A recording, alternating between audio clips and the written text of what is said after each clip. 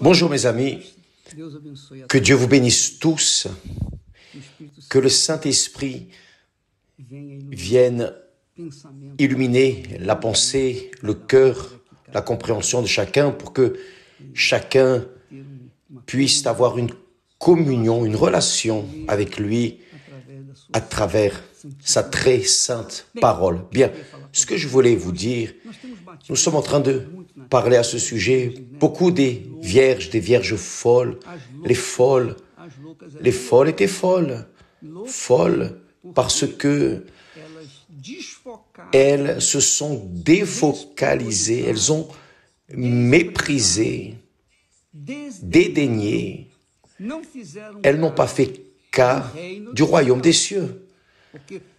Parce que c'est comme Jésus a dit, le royaume des cieux sera semblable, comparé à 10 vierges. 10 vierges. Donc, il parle des 5 vierges prudentes, sages, et des 5 vierges folles. Et j'aimerais focaliser avec vous aujourd'hui les 5 vierges sages, prudentes. Pourquoi étaient-elles prudentes? Pensez bien, pensez avec moi. Raisonnez avec moi. Vous êtes une personne qui a reçu le Saint-Esprit. Vous êtes une vierge sage. Pourquoi êtes-vous sage? Pourquoi avez-vous reçu le Saint-Esprit? Pourquoi avons-nous reçu le Saint-Esprit? Nous avons reçu le Saint-Esprit. Vous savez pourquoi? Parce que nous avons raisonné, nous avons pensé dans la parole de Dieu et nous avons cherché à la suivre, à lui obéir, à la pratiquer. Et c'est celui qui m'aime, a dit Jésus. Celui qui écoute mes paroles et qui me suit est celui qui m'aime. Celui qui garde mes paroles est celui qui m'aime. Donc, Dieu nous considère selon la considération que nous avons envers lui. C'est la réalité. Dieu n'est pas injuste, il est très juste. Donc, quand une personne arrive au point de raisonner, de penser les paroles du Seigneur Jésus et de les mettre en pratique, c'est-à-dire leur obéir, c'est comme les enfants obéissants. Les 5 vierges sages, elles étaient prudentes, elles étaient sages parce qu'elles ont obéi, elles ont cherché à obéir à la parole de Dieu, à la parole de Dieu.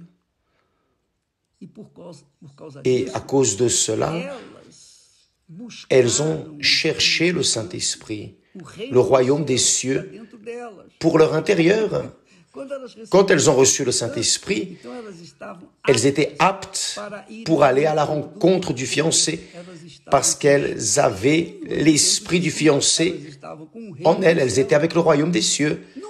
Ce n'est pas ce que les folles ont fait. Les folles sont allées à la rencontre du fiancé comme beaucoup de croyants, la plupart des croyants des églises, la plupart malheureusement sont focalisés sur le royaume des cieux, mais aussi sur le royaume de ce monde, leur vanité, leurs désirs, leurs péchés, enfin, leurs erreurs.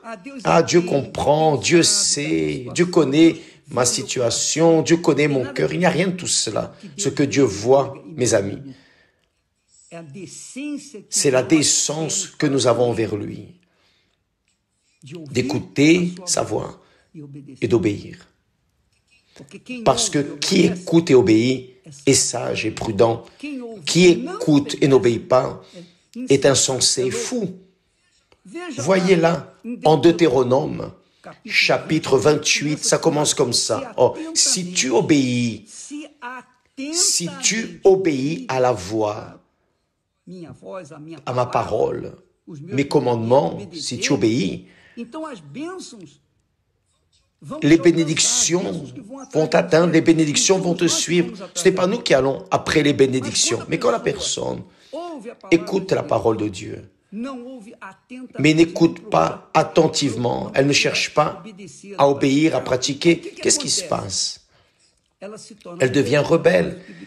Elle marche, elle va à la rencontre du fiancé à sa façon. À sa façon. Et disons de passage, une façon, vous savez déjà comment c'est. Donc mes amis, les vierges sages, prudentes, ont obéi. Elles ont été extrêmement attentives avec leur foi, leur relation avec Dieu, avec l'autel. Tandis que les vierges folles n'ont pas donné d'attention à l'autel. Elles étaient préoccupées avec l'offrande. Elles étaient préoccupées avec l'or du temple et non avec le temple qui bénit, avec l'autel qui bénit, qui est le Saint-Esprit. Pensez-y.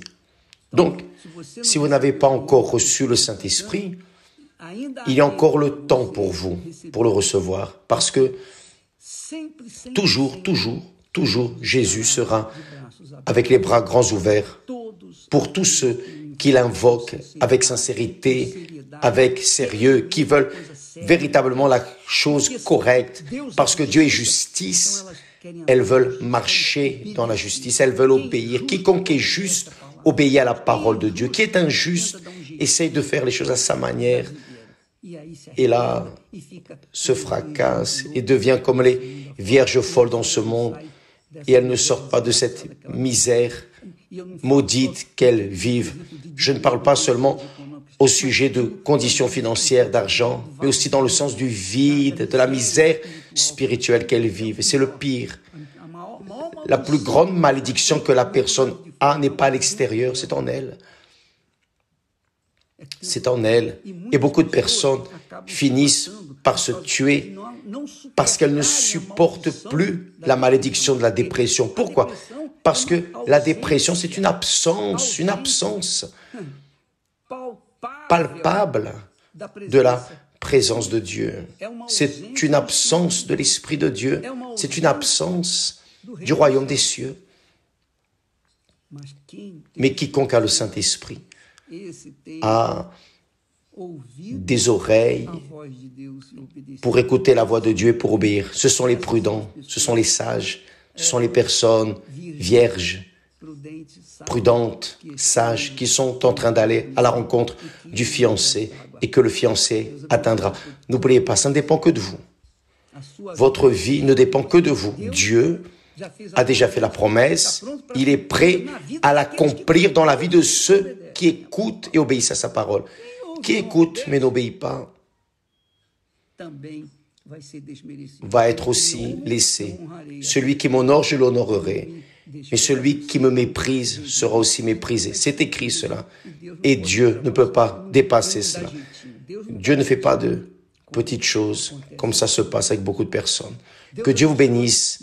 Et demain, n'oubliez pas, emmenez une personne vide à l'église universelle, n'importe quelle église, et elle sortira de là remplie de la miséricorde, de la compassion, du salut, du pouvoir, de la foi.